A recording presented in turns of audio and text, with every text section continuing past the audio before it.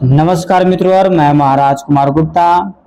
आज के मित्रों इस म्यूजिक क्लास में आपको स्वागत करते हैं। मित्रों आपको बताते चले, यदि मित्रों आप बीपीएससी टीआरई 3 या फिर मित्रों टीआरई 4 यदि मित्रों आप क्वालिफाई करना चाहते हैं तो मित्रों यह आपके पास डेमो क्लास लेकर के हम आए हैं। जो मित्रों इसी तरीका के मित्रों प्रतिदिन क्लास मित्रों इस चैनल पर चलाए जाएंगे। यदि मित्रों आप क्वालिफाई करना चाहते हैं तो मित्रों हमारे द्वारा तैयार किया गया पैकेज को मित्रों आप जरूर खरीद लें। मित्रों डेमो क्लास में कुछ आपको झलक हम दिखलाएंगे कि किस तरीका से मित्रों डिटेल्स में आपको प्रत्येक प्रश्नों का सॉल्यूशन किया जाएगा। मित्रों आज का पहला प्रश्न आपका डेमो क्लास का है कि तंत्रवाद सितार के लिए कौन सा सही नहीं है। मतलब तंत्रवाद सितार के लिए कौन सा सही नहीं है। ये में है, इसमें 7 मुख्य तार होते हैं, सही है। इसमें पर्दे बंधे होते हैं, सही है। यह अवनदवादी का प्रकार, यही क्या है, गलत है। मतलब ऑप्शन नंबर सी आपका सही है। मित्रों इसकी व्याख्या आपको हम बारीकी से बताएंगे। सितार अवनदवाद का प्रकार नहीं है, ठीक है। सितार एक तंत्रवाद है। सितार में 7 मुख्य तार होते हैं। सितार में कितने मुख्य तार होते हैं? 7 होते हैं। सितार में पर्दे बंधे होते हैं तथा सितारवाद पर ही झाला बजाया जाता है।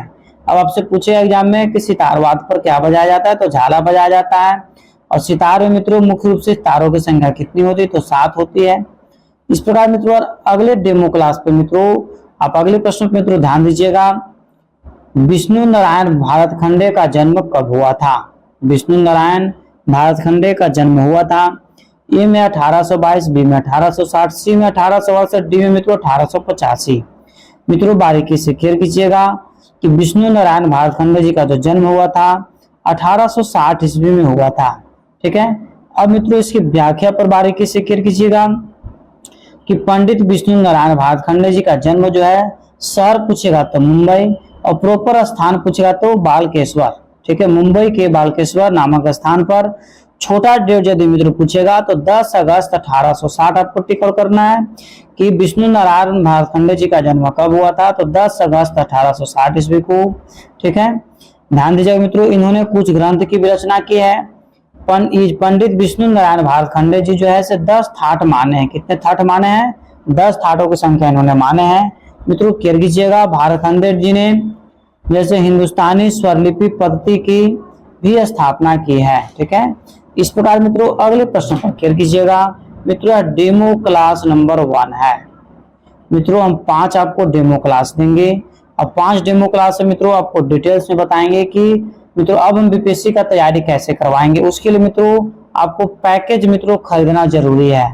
यदि मित्रों आप पैकेज नहीं खरीदते हैं, कोर्स नहीं खरीदते मित्रों, तो बीपीएससी टीआरई 3 या टीआरई 4 मित्रों निकालना आपके लिए बहुत मुश्किल हो जाएगा, ठीक है। प्रश्न आपका है कि अभिनव रागमंजरी के लेखक हैं। ए में है सारंगदेव, बी में भरत साहब, सी में मित्रों भारतखंडे साहब, डी में है मतंग साहब। मित्रों बताइए इस प्रश्न का आंसर क्या होगा कि अभिनव रागमंजरी के लेखक कौन है। तो मित्रों बताते चले कि अभिनव रागमंजरी के लेखक हैं हमारे भारतखंडे साहब हैं। ऑप्शन नंबर सी आपका मित्रों सही है। ऑप्शन नंबर सी क्या है? सही है। मित्रों व्याख्या पर क्लियर कीजिएगा कि अभिनव रागमंजरी के लेखक भारतखंडे साहब हैं। सारंगदेव जो मित्रों लिखे हैं, संगीत रत्नाकर के लेखक कौन है? सारंगदेव। और भरत जी ने जो लिखे हैं नाट्य शास्त्र के लेखक कौन है? तो भरत साहब है, ठीक है मित्रों। इस प्रकार मतंग जी ने जो है से विदेशी के नामक किताब को मित्रों लिखे हैं। विदेशी के लेखक कौन है? तो मतंग साहब है। मतंग साहब विदेशी, भारतखंडे साहब अभिनव रागमंजरी, भरत साहब नाट्य शास्त्र और सारंगदेव जो है मित्रों विदेशी के लेखक हैं।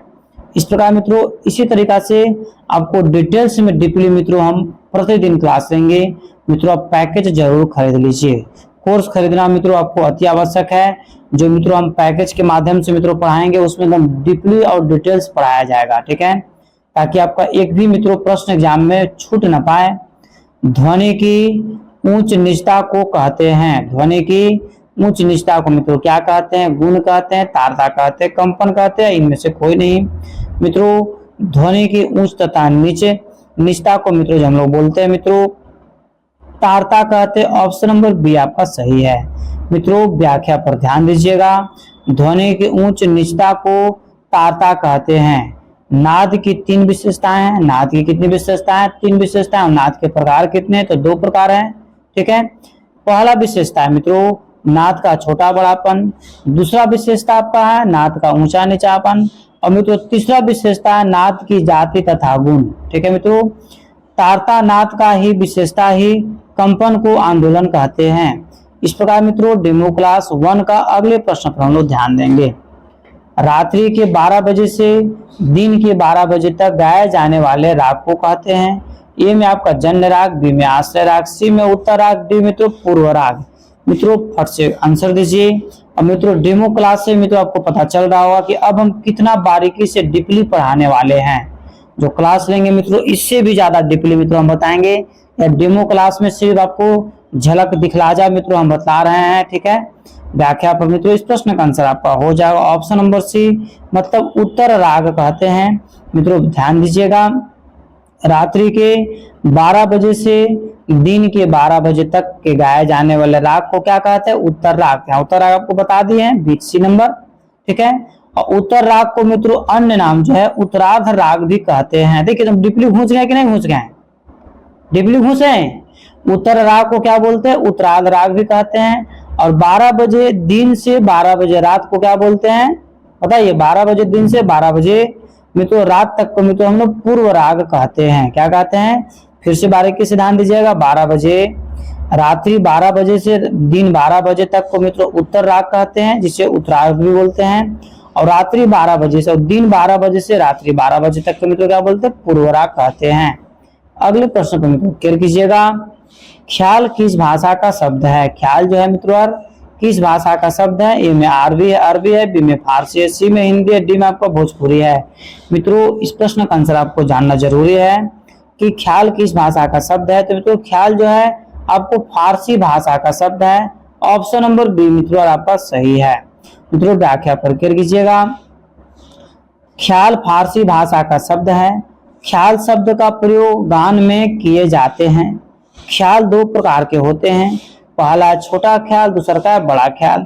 मित्रों आपको बताना है कि छोटा ख्याल और बड़ा ख्याल का जन्मदाता कौन है। तो मित्रों बड़ा ख्याल का जन्मदाता हुसैन शाह सरकी हैं। मित्रों छोटा ख्याल का जन्मदाता आपको मित्रों बताना है कि कौन है, कमेंट्स में आपको आंसर देना है। मित्रों इस प्रकार अगले प्रश्न को मित्रों क्लियर कीजिएगा। अगला प्रश्न आपका है कि ध्रुपद गायन शैली में इस ताल का प्रयोग होता है, मतलब ध्रुपद गायन शैली में मित्रों किस ताल का प्रयोग होता है। तो मित्रों बताते चले कि ध्रुपद गायन शैली में मित्रों जो प्रयोग होता है आपको चौताल का मित्रों प्रयोग होता है। ऑप्शन नंबर डी आपका सही है। मित्रों व्याख्या पर क्लियर कीजिएगा कि ध्रुपद गायन शैली में 4 ताल मतलब चौताल का प्रयोग किया जाता है। ध्रुपद एक जोरदार एवं गंभीर प्राकृतिक गायन शैली है। 4 ताल 12 मात्रा की ताल है। इसमें 6 विभाग होते हैं। मित्रों पूछेगा कि चौताल में कितने विभाग होते हैं, तो 6 विभाग होते हैं। ध्रुपद गायन शैली के साथ पखावज वाद बजाया जाता है। मित्रों पूछेगा कि ध्रुपद गायन शैली के साथ कौन से वाद्य यंत्र बजाए जाते हैं, तो मित्रों क्या टिक आउट कीजिएगा? पखावज वाद्य यंत्र मित्रों बजाए जाते हैं। 3 ताल के साथ मित्रों छोटा ख्याल और 1 ताल के साथ बड़ा ख्याल तथा द्विचंदी ताल के साथ ठुमरी गीत गाई जाती है। नहीं, द्विचंदी ताल के साथ किसको गाई जाती है? तो ठुमरी गीत को गाई जाती है। इस प्रकार मित्रों अगले प्रश्न पर क्लियर कीजिएगा कि राग के प्रधान स्वर को कहते हैं। बताइए कितना महत्वपूर्ण प्रश्न है।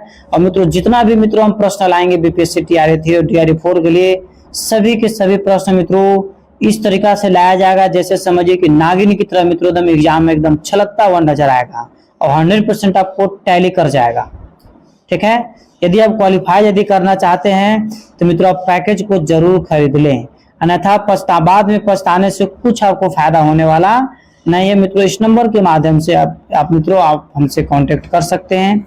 मित्रों तत्काल आपको न्यू पीडीएफ मित्रों प्रोवाइड करवाया जाएगा। तो मित्रों राग के प्रधान स्वर को क्या कहते हैं, बारीकी से ध्यान दीजिएगा। वादी, अनुवादी, विवादी या संवादी। ठीक है, तो मित्रों राग के प्रधान स्वर को क्या बोलते हैं? वादी स्वर बोलते हैं। इक्वल आंसर आपका सही है। और मित्रों इसका निचोड़ ध्यान दीजिएगा। ठीक है, राग के प्रधान स्वर को वादी स्वर कहते हैं। वादी स्वर का प्रयोग राग में सर्वाधिक होता है। अब प्रश्न आएगा कि राग में सबसे ज्यादा प्रयोग किसका होता है, तो वादी स्वर का होता है। नहीं, ठीक है, राग में वादी स्वर को पूर्व में हो तो पूर्वार्ध और तथा उत्तर में हो तो मित्रों उसे उत्तरार्ध कहते हैं। वादी स्वर को रागों का राजा भी कहा जाता है। वादी स्वर को रागों का राजा भी कहा जाता है। और संवादी स्वर को मंत्री बोलते हैं। संवादी स्वर को क्या बोलते हैं? ये है मंत्री, और वादी स्वर क्या है? राजा। ठीक है। और मित्रों ध्यान दीजिएगा, और अनुवादी स्वर को सेवक बोलते हैं। इसको क्या बोलते हैं? सेवक है। ठीक है मित्रों। और विवादी स्वर को शत्रु बोला जाता है। विवादी स्वर को क्या बोला जाता है? शत्रु या वर्जित स्वर के भी नाम से जाना जाता है। इस प्रकार मित्रों इसका आंसर एप्पल क्या है? सही है। ठीक है। इस प्रकार मित्रों अगले प्रश्न पर केयर कीजिएगा मित्रों। और यह आज का मित्रों डेमो क्लास का यह अंतिम प्रश्न है। स्वर के कितने प्रकार हैं मित्रों? 3, 2, 5, 7। तो मित्रों बताते चले कि स्वर के जो है मित्रों 2 प्रकार हैं। स्वर के कितने प्रकार हैं? 2 प्रकार हैं मित्रों। ध्यान दीजिएगा व्याख्या पर। स्वर के 2 प्रकार होते हैं। पहला आपका शुद्ध स्वर और दूसरा का मित्रों विकृति स्वर। ठीक है। पहला कौन है? शुद्ध स्वर, और दूसरा का क्या है? विकृति स्वर। शुद्ध स्वरों की संख्या आपको 7 होता है, और विकृति स्वरों की संख्या कितना होता है? 5 होता है। इस प्रकार मित्रों कुल स्वरों की संख्या कितना हो जाएगा? तो 12 हो जाएगा। और मित्रों ध्यान दीजिएगा विकृति स्वर के मित्रों 2 प्रकार होते हैं। विकृति स्वर के भी कितने प्रकार होते हैं? 2 प्रकार होते हैं। पहला कोमल है, दूसरा का मित्रों तीव्र है।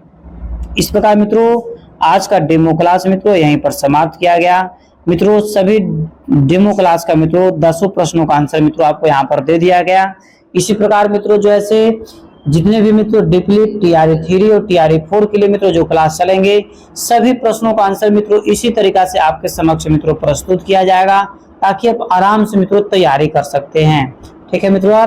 इस प्रकार यदि इस चैनल पर मित्रों पहली बार विजिट कर रहे हैं तो मित्रों चैनल को जरूर से सब्सक्राइब कर लीजिए मित्रों लाइक करना ना भूले, शेयर करें, कमेंट से करें। और मित्रों इस नंबर के माध्यम से मित्रों आप पीडीएफ जरूर परचेज कर लें, ताकि आपका मित्रों प्रश्न एक भी एग्जाम में न छूट पाए।